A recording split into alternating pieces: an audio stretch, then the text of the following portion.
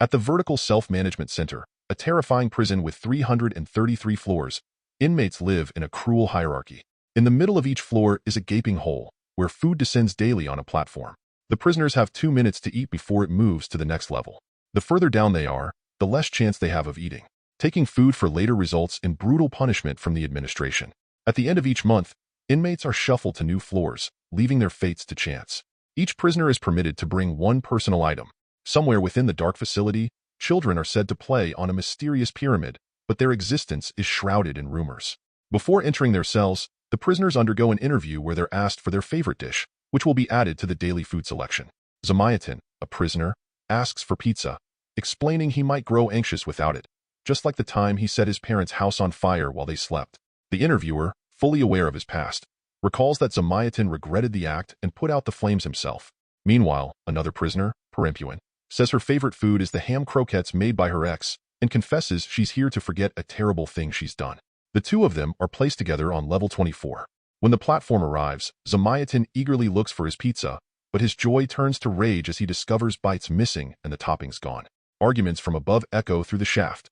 Prisoners on level 21 have stolen food they weren't meant to eat. Enraged, Zamayatin grabs a piece of chicken and is about to bite into it when Robespierre, a prisoner from level 23, intervenes. Robespierre and his cellmate explain the existence of a self-imposed rule among a group of prisoners. Each inmate is only allowed to eat the dish they chose during the interview, or trade voluntarily. This rule, designed to ensure fair distribution, is followed by those known as the Loyalists. Those who reject it are called Barbarians. Robespierre warns Zamayatin that if he takes food out of vengeance, it will create a chain reaction that will leave the prisoners on lower floors starving. Zamayatin, blinded by anger, doesn't care and prepares to eat the chicken. Before he can, Perempuan offers him her ham croquettes, and the tension subsides, at least for the moment. The next day, level 21 grows restless, angry at the imposed rules. Robespierre announces they may need to fight to defend their food. Perempuan breaks her bed frame to fashion a metal bar for a weapon, bracing herself for the inevitable. When the platform finally arrives, the body of a dead man is lying on it. Suddenly, Robespierre and a man from level 21 fall onto the platform, fighting viciously, as a woman above kicks off any food that landed on her floor, not wanting to risk punishment for keeping it.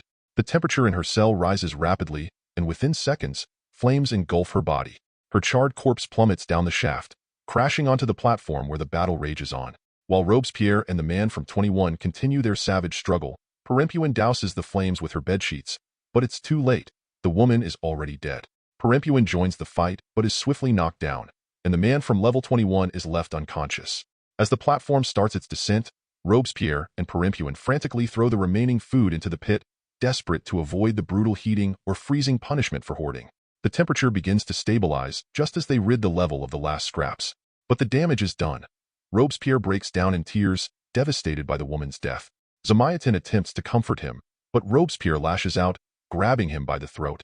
Perempuan's sharp yell brings them both back to their senses. They tie up the unconscious man from level 21, and Robespierre declares his intention to take the dead body down to the lower levels, where he hopes to find the anointed ones.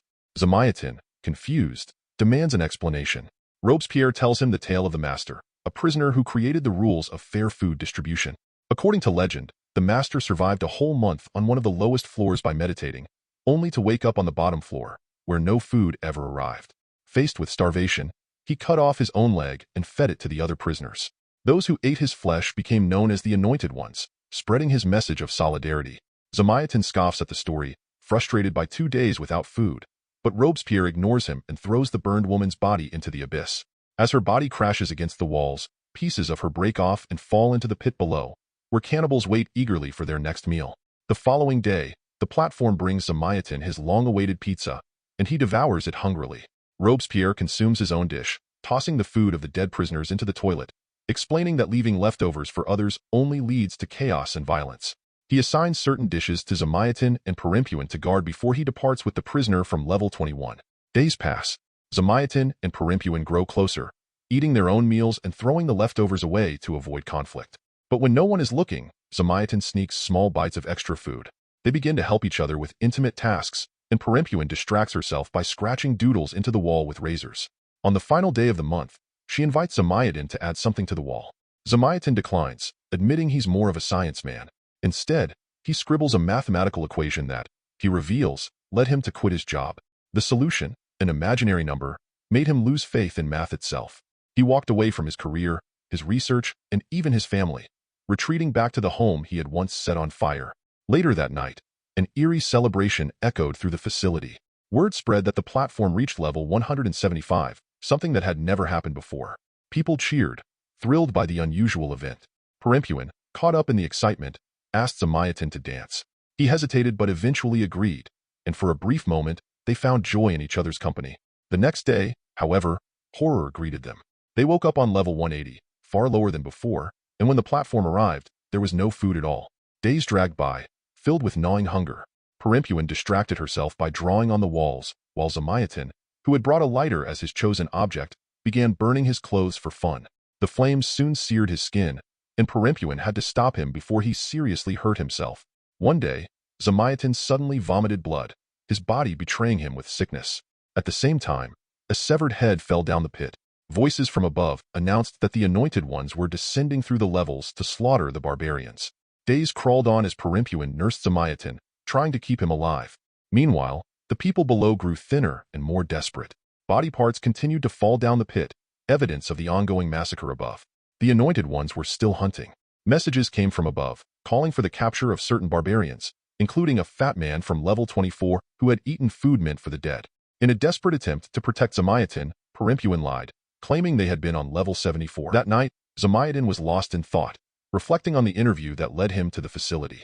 He had tried to convince the interviewer that people feared him, but the truth was far simpler and more painful.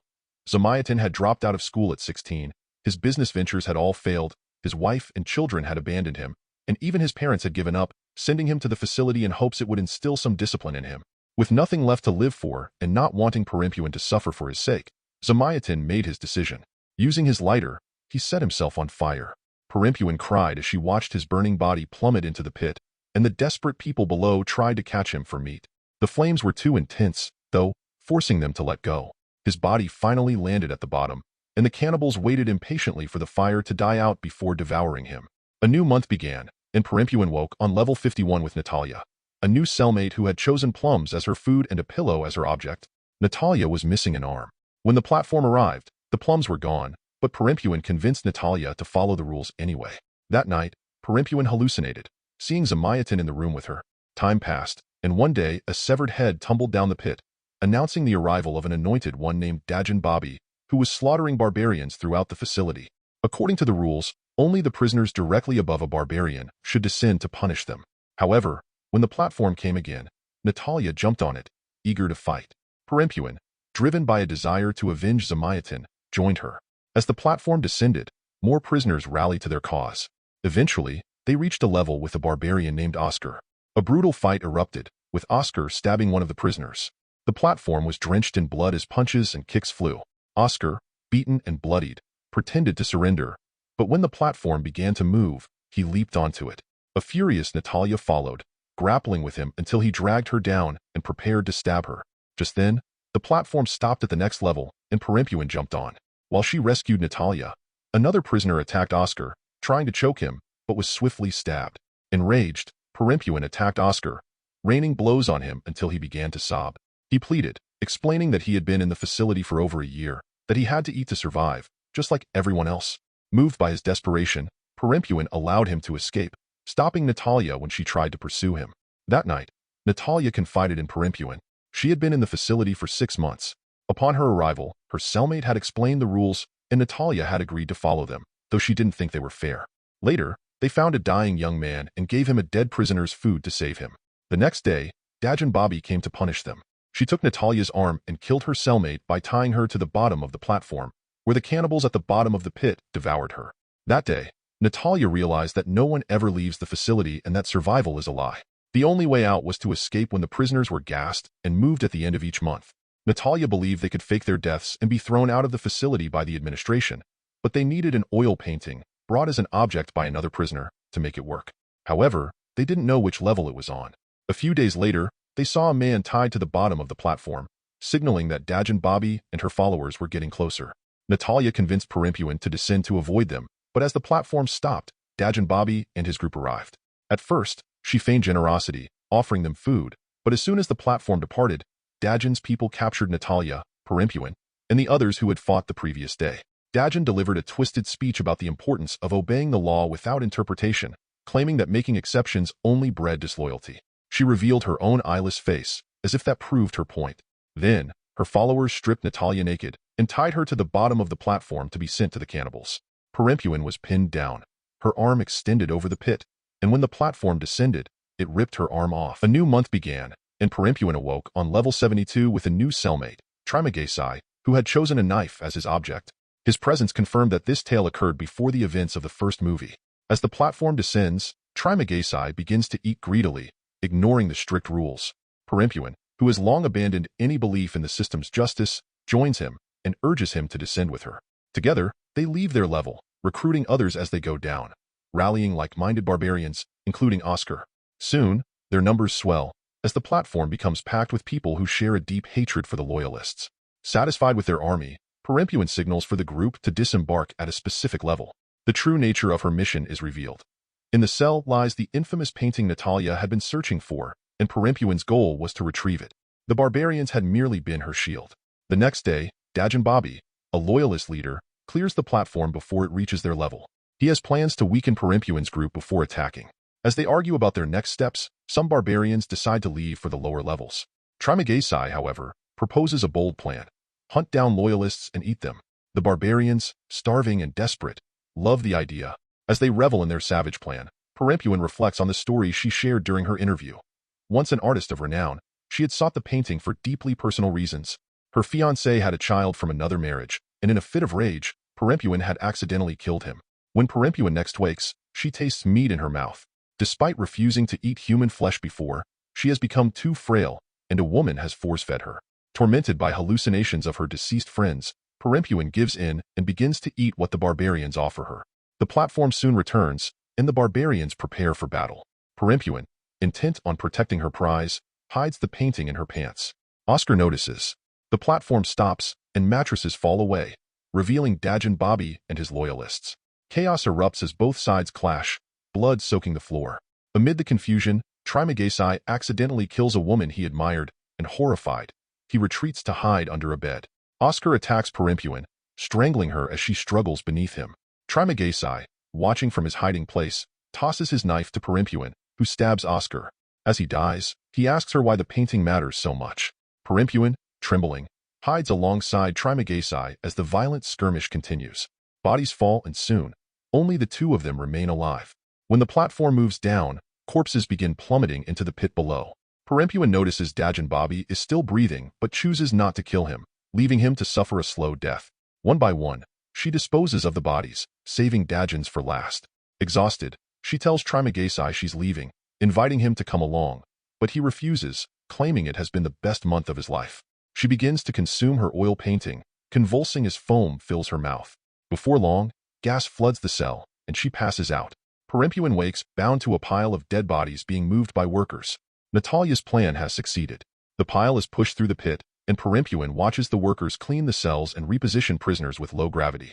As the pile reaches the end of the pit, Perempuin has a horrifying realization.